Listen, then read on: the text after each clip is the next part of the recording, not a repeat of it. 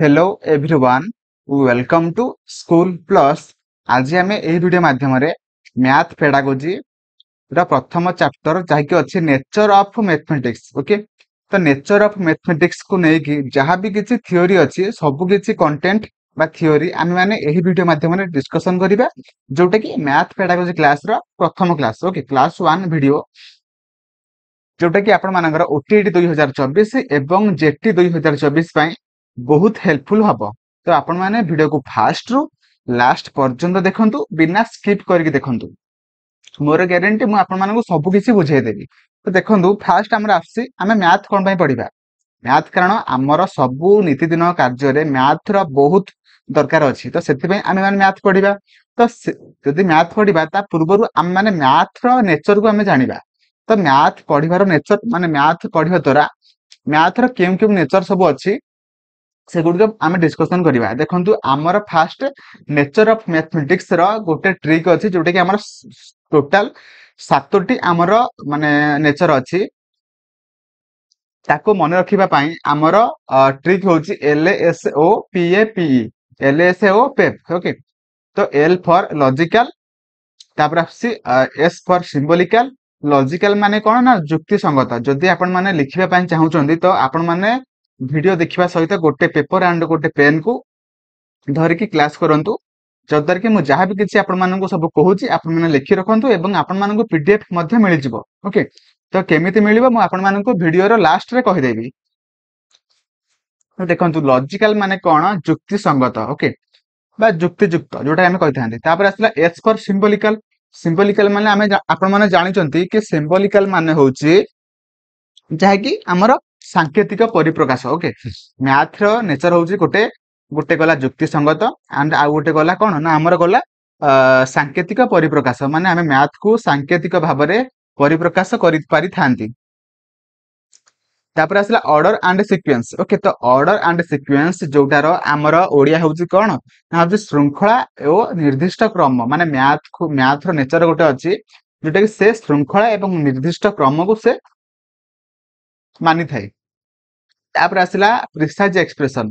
Precise expression माने कोन आमे माने गोटे बड़ अभिव्यक्ति को गोटे संक्षिप्त अभिव्यक्ति रे परिणत करि परिबा बा शॉर्टकट रे आमे माने परिप्रकाश करि परिबा कहा माध्यम रे ना हमर मैथ माध्यम रे, जोटा कि हमर प्रिसाइज एक्सप्रेशन आमे कहिथांती इंग्लिश रे।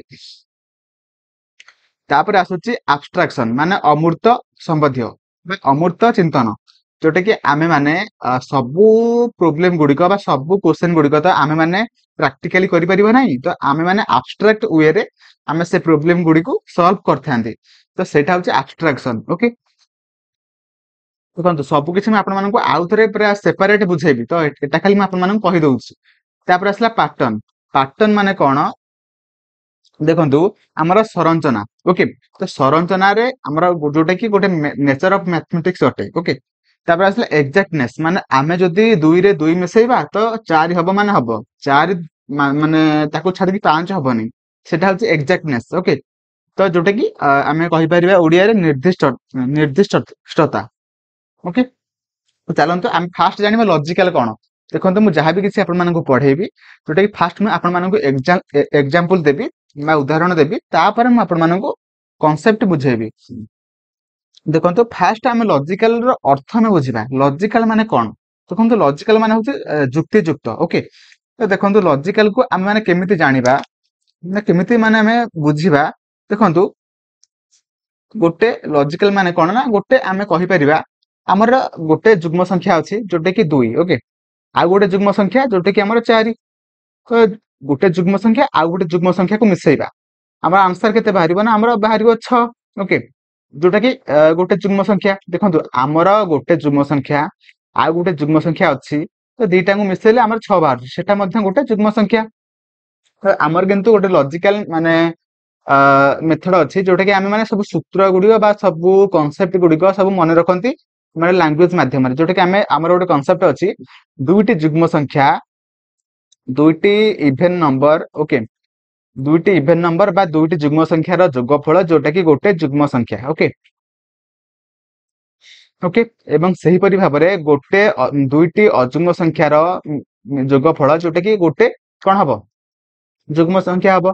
ଏଟା ବି ଗୋଟେ କନସେप्ଟ ଅଛି, ତ ସେଇଟା ହଉଛି ଲଜିକାଲ। ଓକେ, ତ ସେଇଟାକୁ ଆମେ କହିଥାନ୍ତି ଲଜିକାଲ। ଓକେ, ତ ସେ ଲଜିକ ମାନେ ଲଜିକ କୁ ନେଇକି ଆମର ଦିଟା କନସେପ୍ଟ ଅଛି, ଯୋଉଟା କି ଦେଖନ୍ତୁ ଆପଣ ମାନେ ଯଦି ଏକ୍ସାମ୍ପଲ ଟୁ ରୁଲ କୁ ଯାଉଛନ୍ତି, ତ ସେହିଟାକୁ ଆମେ କହିଥାନ୍ତି କଣ ନା ଆମର ଇଣ୍ଡକ୍ଟିଭ ଲଜିକ। ଓକେ, ତାପରେ ଆସିଲା ଯଦି ଆପଣ ମାନେ ରୁଲ ଟୁ ଏକ୍ସାମ୍ପଲ କୁ ଯାଉଛନ୍ତି, ତ ସେଟାକୁ ଆମେ କହିଥାନ୍ତି କଣ ନା ଡିଡକ୍ଟିଭ ଲଜିକ ଆମେ କହିଥାନ୍ତି। ବୁଝିପାରିଲେ? ତ ଲଜିକ ଆମେ ଫାଷ୍ଟ ଜାଣିଲେ କି ଆମର ଗୋଟେ ଗୋଟେ ସୂତ୍ର ବା ନିୟମ, ସେଗୁଡିକୁ ଆମେ କହିଥାନ୍ତି ଲଜିକ, ବା ଆମେ ଲଜିକ ସେଥିରେ ଅଛି। ବୁଝିପାରିଲେ? ତ ଯୋଉଟା କି ଲଜିକ କୁ ନେଇକି ଆଉ ଏକ୍ସଟ୍ରା ପଏଣ୍ଟ କଣ ଅଛି ନା ଆମର ଗଣିତ ଶାସ୍ତ୍ର ତାର୍କିକ ଯୁକ୍ତିର ଏକ ବିଜ୍ଞାନ। ବୁଝିପାରିଲେ? ତାପରେ ସେ କହିଛି ଗଣିତର ସମସ୍ତ ମତବାଦ, ନୀତି ଓ ଧାରଣା ଗୁଡିକ ତର୍କଶାସ୍ତ୍ରର ବିଭିନ୍ନ ଧାରଣା ମାଧ୍ୟମରେ ପ୍ରକାଶ କରାଯାଇଛି। ତାପରେ ଆଉ ଗୋଟେ ପଏଣ୍ଟ କହିଛି କି ଆମର ଗଣିତର ବିଭିନ୍ନ ଉପବାଦ୍ୟ ଗୁଡିକ ତର୍କଶାସ୍ତ୍ରର ନୀତି ଦ୍ଵାରା ସିଦ୍ଧାନ୍ତ ଗ୍ରହଣ କରାଯାଇଛି। ବୁଝିପାରିଲେ? ଓକେ, ତ ତାପରେ ଆମେ ଯିବା। ଦେଖନ୍ତୁ ଫାଷ୍ଟ ଆମେ ନେଚର ଗୋଟେ ଜାଣିଲେ କି ଲଜିକାଲ କଣ, ଆମେ ସବୁ ଗାଣିତିକ ସବୁ ନିୟମ ଗୁଡିକ ଆମେ ମାନେ ସବୁ ପ୍ରମାଣ ସହିତ ଆମେ ମାନେ ସବୁ ଜାଣିଥାନ୍ତି। ତ ଯେମିତିକି ଆମର ହେଇଗଲା ଗୋଟେ ଦୁଇଟି ଯୁଗ୍ମ ସଂଖ୍ୟାର ଯୋଗଫଳ, ଯୋଉଟା କି ଗୋଟେ ଯୁଗ୍ମ ସଂଖ୍ୟା ଗୋଟେ ଲଜିକ। ଓକେ, ତ ସେଇପରି ଭାବରେ ଆମେ ଏକ୍ସାମ୍ପଲ2 ଯଦି ଆମେ ମାନେ ରୁଲ କୁ ଯିବା, ତ ତାକୁ ଆମେ କହିଥାନ୍ତି ଇଣ୍ଡକ୍ଟିଭ ଲଜିକ। ଆଣ୍ଡ ଯଦି ଆମେ ରୁଲ ଟୁ ଏକ୍ସାମ୍ପଲ କୁ ଯିବା, ତ ଆମେ କହିଥାନ୍ତି ତାକୁ ଡିଡକ୍ଟିଭ ଲଜିକ। ଓକେ, ତ ଦେଖନ୍ତୁ ତାପରେ ଆମର କଣ ଆସୁଛି, ଦେଖନ୍ତୁ ଆଉ ଗୋଟେ ଏକ୍ସାମ୍ପଲ କଣ ହବ ନା ଆମର ଗୋଟେ ତ୍ରିଭୁଜର ତିନୋଟି କୋଣର ସମଷ୍ଟି, ଯୋଉଟା କି 180 ଡିଗ୍ରୀ ଆମେ ମନେ ରଖନ୍ତି। ତ ସେଇଟା ହଉଛି ଗୋଟେ ଲଜିକ। ବୁଝିପାରିଲେ? ଓକେ, ତ ଆମେ ଲଜିକାଲ କୁ ଆପଣ ମାନେ ଠିକରେ ବୁଝିପାରିଥିବେ ବୋଲି ମୋର ଆଶା। ତ ପରବର୍ତ୍ତୀ ମାନେ ନେଚର କୁ ଯିବା, ଯୋଉଟା କି ସେ କହୁଛି ସିମ୍ବଲିକାଲ। ଓକେ, ମ୍ୟାଥମେଟିକ୍ସ ଇଜ ସିମ୍ବଲିକାଲ, ଯୋଉଟା କି ଗଣିତ ହେଉଛି ଗୋଟେ ସାଙ୍କେତିକ ପରିପ୍ରକାଶ। ଦେଖନ୍ତୁ ଆମେ ମୁଁ ଆପଣମାନଙ୍କୁ ଗୋଟେ ସିଚୁଏସନ କହୁଛି, ଗୋଟେ କ୍ୱେଶ୍ଚିନ୍ କହୁଛି। ଦେଖନ୍ତୁ ଦେଖନ୍ତୁ ଆମର 25 କୁ ଯଦି ଆମେ ମାନେ 11ରେ ମଲ୍ଟିପ୍ଲାଏ କରିବା, ଓକେ, ତ 25 କୁ ଯଦି ଆମେ ମାନେ 11ରେ ମଲ୍ଟିପ୍ଲାଏ କରିବା, ତ କେତେ ବାହାରିବ ନା ଆମର 275 ବାହାରିବ। ବୁଝିପାରିଲେ? ତ ସେହିପରି ଭାବରେ ମୁଁ ଯଦି ଆପଣମାନଙ୍କୁ କହିବି କି ଆମର ଦୁଇଟି ପୂର୍ଣ୍ଣ ସଂଖ୍ୟା ଅଛି, ଯୋଉଟା କି ଆମର ଏ ଆଣ୍ଡ ବି। ଓକେ, ତ ସେମାନଙ୍କ ଦିଟାଙ୍କୁ ଆମେ ମିଶେଇ ସାରିଲା ପରେ ଆଉ ଗୋଟେ ମାନେ ପୂର୍ଣ୍ଣ ସଂଖ୍ୟା ଗୁଣନ କରିବା।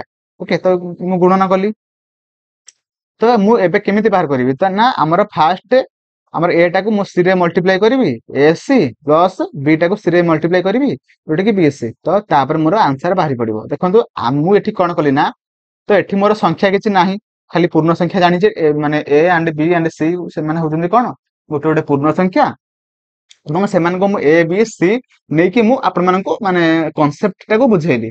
ଓକେ, ତ ଆପଣ ମାନେ କେମିତି ମାନେ ମଲ୍ଟିପ୍ଲାଏ କରିବେ, କେମିତି ମିଶେଇକି ସବୁ ବାହାର କରିବେ, ମୁଁ ଆପଣମାନଙ୍କୁ କହିଦେଲି। ତ ସେଥିପାଇଁ ମୁଁ ଏ ବି ସି କୁ ମୁଁ ୟୁଜ କଲି, ତ ସେଇଟା ହଉଛି ଗୋଟେ ସିମ୍ବଲ। ବୁଝିପାରିଲେ କି ନାହିଁ? ସେଇଟା ହଉଛି ଗୋଟେ ସିମ୍ବଲ। ତ ସେଥିପାଇଁ ଆମେ ନେଚର ଅଫ ମ୍ୟାଥମେଟିକ୍ସ ରେ ଗୋଟେ ମାନେ ନେଚର ଅଛି, ଯୋଉଟା କି ସିମ୍ବଲିକାଲ। ଓକେ, ତ ଆମେ ସିମ୍ବଲ କୁ ୟୁଜ କରିକି ଆମେ ସବୁ ଗାଣିତିକ ପରିପ୍ରକାଶ ଗୁଡିକ ଆମେ ମାନେ ପ୍ରକାଶ କରିପାରନ୍ତି। ଓକେ, ତ ସେଇପରି ଭାବରେ ଆମେ ଆଉ କଣ ସବୁ ସିମ୍ବଲ ଗୁଡିକ ୟୁଜ କରନ୍ତି ନା ଆମର ଯେମିତି କି ଇକ୍ୱାଲ ଟୁ ବା ସମାନ ଚିହ୍ନ, ତାପରେ ଅତଏବ, ତାପରେ ଆସିଲା ଆମର ବଡ ସାନ।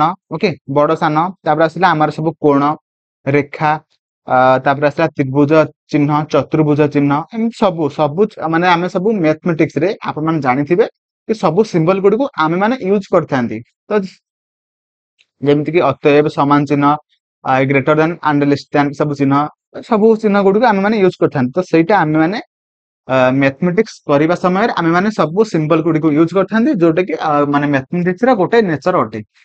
ଓକେ, ମୋର ଆଶା ଆପଣ ମାନେ ସେକେଣ୍ଡ ଯୋଉଟା କି ନେଚର, ଯୋଉଟା କି ସିମ୍ବଲିକାଲ କୁ ଆପଣ ମାନେ ଠିକ ଭାବରେ ବୁଝିପାରିଥିବେ। ତ ତାପରେ ଆମେ ଯିବା ଯୋଉଟା କି ଅର୍ଡର ଆଣ୍ଡ ସିକ୍ୱେନ୍ସ। ଦେଖନ୍ତୁ ଆପଣ ମାନେ କଣ ଏକାଥରେ କି ହରଣ ଶିଖନ୍ତି କି? ନା ଆପଣ ମାନେ ଏକାଥରେ କି କଣିକା ଶିଖନ୍ତିନି। ତ ଫାଷ୍ଟ ଆପଣ ମାନେ 1 2 ନହେଲେ 1 2 ଶିଖନ୍ତି। ଓକେ, ତ 1 2 3 4 5 ସବୁ ଶିଖନ୍ତି।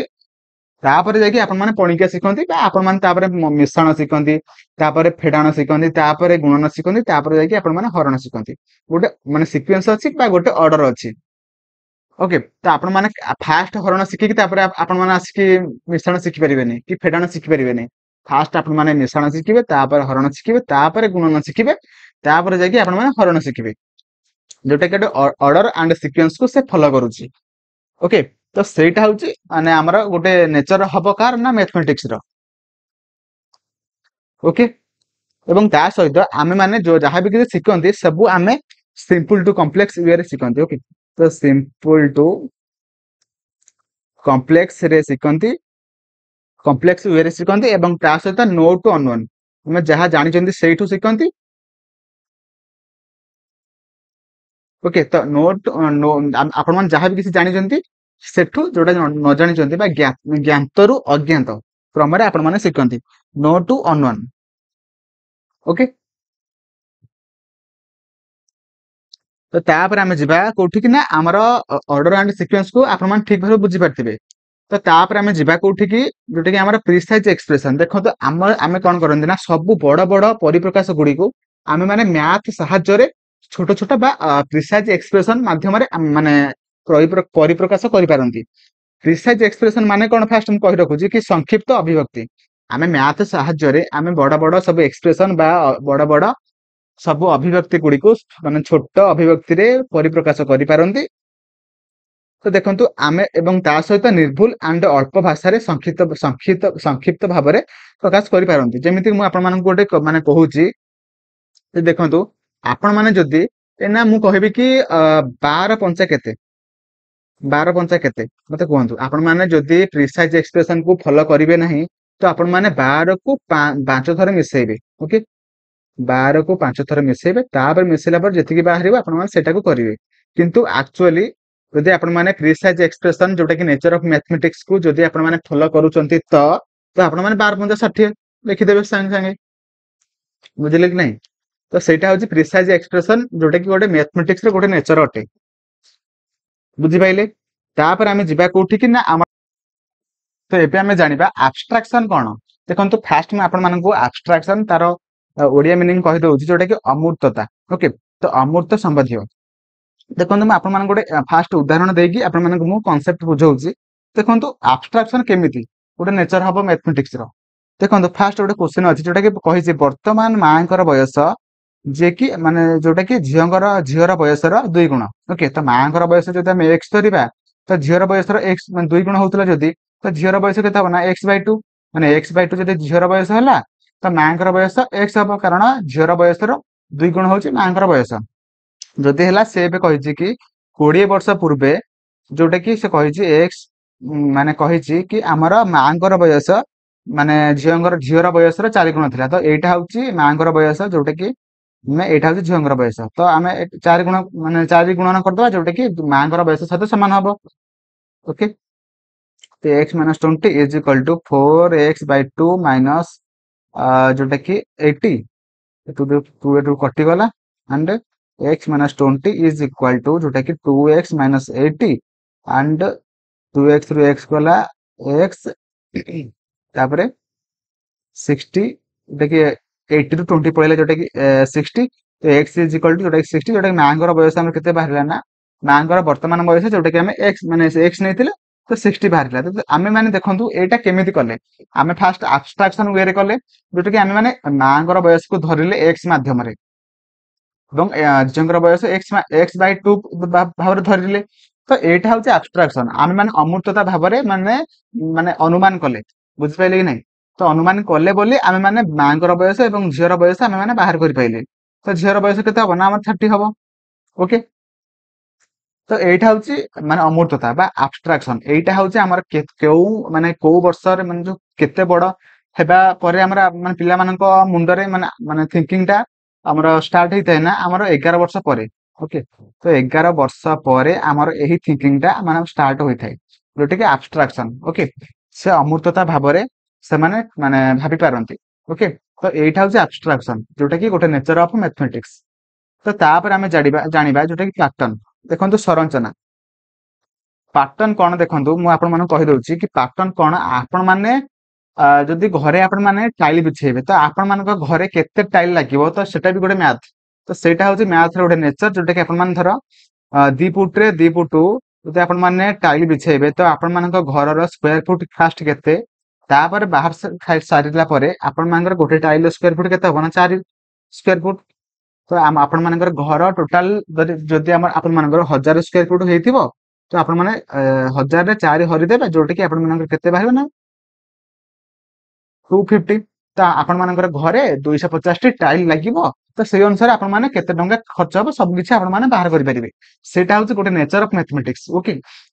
ଏବଂ ତା ସହିତ ଆପଣ ମାନେ ମଧ୍ୟ କହିପାରିବେ କି ଆପଣ ମାନେ ରୁମାଲ ତିଆରି କରିବେ ସିଲେଇ କରିବା ସମୟରେ ତା ସହିତ ଆପଣ ମାନେ ବେଡସିଟ୍ ଆପଣ ମାନଙ୍କର ଖଟରେ କେତେ ବଡ ବେଡସିଟ୍ ଦରକାର ସେଟା ମଧ୍ୟ ଆପଣ ମାନେ ସେଥିରେ ମଧ୍ୟ ଗଣିତ ଲୁଚିକି ଅଛି। ତାପରେ ଆସିଲା କି ଆପଣ ମାନେ ଯଦି ମାନେ ଶାଢୀର ଧଡି ତିଆରି କରିବେ ତ ସେଟା ମଧ୍ୟ ମାନେ କେତେ ମାନେ ସ୍ପେସ ରେ ଆପଣ ମାନେ କେତେ ବଡ ଧଡି ଲଗେଇ ପାରିବେ ସେଟା ମଧ୍ୟ ଗୋଟେ ମ୍ୟାଥ। ତ ସେଇଟା ହଉଛି ପାଟର୍ନ ଆମେ କହିପାରିବା ଏବଂ ସେଇଟା ହଉଛି ମାନେ ମ୍ୟାଥମେଟିକ୍ସ ର ଗୋଟେ ନେଚର ଅଟେ। ମୋର ଆଶା ଆପଣ ମାନେ ଠିକ ଭାବରେ ବୁଝିପାରିଥିବେ। ତ ତାପରେ ଆସିଲା ଏକ୍ଜାକ୍ଟନେସ୍ ମାନେ ପୁରାପୁରି ନିର୍ଦ୍ଦିଷ୍ଟତା। ଦେଖନ୍ତୁ ତା ମାନେ କଣ ନା ଆମର ମାନେ ମାନେ ମ୍ୟାଥ ର ହଉଛି ନିର୍ଦ୍ଦିଷ୍ଟତା ଆଣ୍ଡ ବସ୍ତୁନିଷ୍ଠତା ଯୋଉଟା କି ଗଣିତ ଶାସ୍ତ୍ରରେ ଗୋଟେ ବିଶେଷ ଧର୍ମ ଅଟେ। ଏବଂ ଦେଖନ୍ତୁ ଆପଣ ମାନେ ଯଦି 12 ରେ 12 ମିଶେଇବେ ତ ଆପଣ ମାନଙ୍କର କଣ ମାନେ 25 ବାହାରିବ କି? ସେହି 24 ବାହାରିବ ଯଦି ଆପଣ ମାନେ ଠିକ ରେ କରୁଛନ୍ତି ତ 24 ବାହାରିବ ମାନେ 24 ବାହାରିବ। ଓକେ ତ କମ ବାହାରିବନି କି ଅଧିକ ବାହାରିବନି ବୁଝିପାରିଲେ। ତ ସେଇଟା ହଉଛି ନିର୍ଦ୍ଦିଷ୍ଟତା। ଏବଂ ତା ସହିତ ଆପଣ ମାନେ ଗଣିତର ବିଭିନ୍ନ ବିଭିନ୍ନ ବା ବିଭିନ୍ନ ଅନ୍ୟ ବିଷୟ ଗୁଡିକ ପ୍ରଶ୍ନର ଉତ୍ତର ସତ୍ୟତାକୁ ଅନୁମାନ କରି ନିଜର ଅଭିଜ୍ଞତା ଲେଖି ପାରିବେ ମଧ୍ୟ। ଏବଂ ଏକ୍ଜାକ୍ଟନେସ୍ ମାନେ କଣ ନା ଆଉ ଥରେ ମୁଁ କହି ରଖୁଛି ଯୋଉଟା କି ଦେଖନ୍ତୁ ଆପଣ ମାନେ ଯାହାବି କିଛି ଗୋଟେ ପ୍ରୋବ୍ଲେମ ହୁଅନ୍ତୁ ମାନେ କରନ୍ତୁ ନା କାହିଁକି ଯଦି ଆପଣ ମାନେ ଠିକ ଭାବରେ କରୁଛନ୍ତି ତ ଆପଣ ମାନଙ୍କ ରେଜଲ୍ଟ ପୁରାପୁରି ଏକ୍ଜାକ୍ଟ ମାନେ ବାହାରିବ ଓକେ। ଯୋଉଟା କି ମୁଁ ଆପଣମାନଙ୍କୁ ଏବେ କହିକି ଆସିଲି କି 12 ରେ 12 ମିଶେଇ ମାନେ 25 ବାହାରିବନି 24 ବାହାରିବ ମାନେ 24 ବାହାରିବ ତ ସେଇଟା ହଉଛି ଏକ୍ଜାକ୍ଟନେସ୍ ଓକେ। ତ ମୋର ଆଶା ଆପଣ ମାନେ ସବୁ ନେଚର ଅଫ ମ୍ୟାଥମେଟିକ୍ସ କୁ ଠିକ ଭାବରେ ବୁଝିପାରିଥିବେ ଏବଂ ପରବର୍ତ୍ତୀ ଭିଡିଓରେ ଆମେ ମାନେ ନେଚର ଅଫ ମ୍ୟାଥମେଟିକ୍ସ କୁ ନେଇକି ଯାହାବି କିଛି ମାନେ କନସେପ୍ଟ ସରି ଯେତିକି ମାନେ ଏମସିକ୍ୟୁ ଅଛି ସବୁ କିଛି ପ୍ରାକ୍ଟିସ କରିବା ଯୋଉଟା କି ଆପଣ ମାନଙ୍କର ସବୁ ଟିଚିଂ ଏକ୍ଜାମ ପାଇଁ ଆପଣ ମାନଙ୍କର ହେଲ୍ପଫୁଲ ହବ। ଏବଂ ତା ସହିତ ମୁଁ ଆଉ ଗୋଟେ ଭିଡିଓ କରିବି ଯୋଉଥିରେ କି ମାନେ ମ୍ୟାଥ ପେଡାଗୋଜିର ସବୁ କନସେପ୍ଟ ବା ଥିଓରି କୁ ନେଇକି ଯୋଉଥିରେ କି କୋଉ ସାଇଣ୍ଟିଷ୍ଟ କଣ କହିଥିଲେ ଓକେ। ମାନେ ସେଇ ମ୍ୟାଥ ପେଡାଗୋଜିକୁ ନେଇକି ଯାହାବି କିଛି କିଏ କଣ ଷ୍ଟେଟମେଣ୍ଟ ଦେଇଥିଲେ ତ ସେଇଟାକୁ ମୁଁ ଆପଣ ମାନଙ୍କୁ ଗୋଟେ ଭିଡିଓ କରିବି ଯୋଉଟା କି ଆପଣ ମାନେ ଦେଖିବେ। ଏବଂ ତା ସହିତ ଯଦି ଆପଣ ମାନେ ଏବେ ପର୍ଯ୍ୟନ୍ତ ବି ଭିଡିଓକୁ ଲାଇକ୍ କରିନାହାନ୍ତି ଲାଇକ୍ କରିବେ। ଚ୍ୟାନେଲ କୁ ନୂଆ ଥିଲେ ସବସ୍କ୍ରାଇବ କରିବେ ଏବଂ ଆପଣ ମାନଙ୍କୁ ଭିଡିଓ କେମିତି ଲାଗିଲା ମତେ କମେଣ୍ଟ ରେ ଜଣେଇବେ। ଥ୍ୟାଙ୍କ ୟୁ ଜୟ ଜଗନ୍ନାଥ।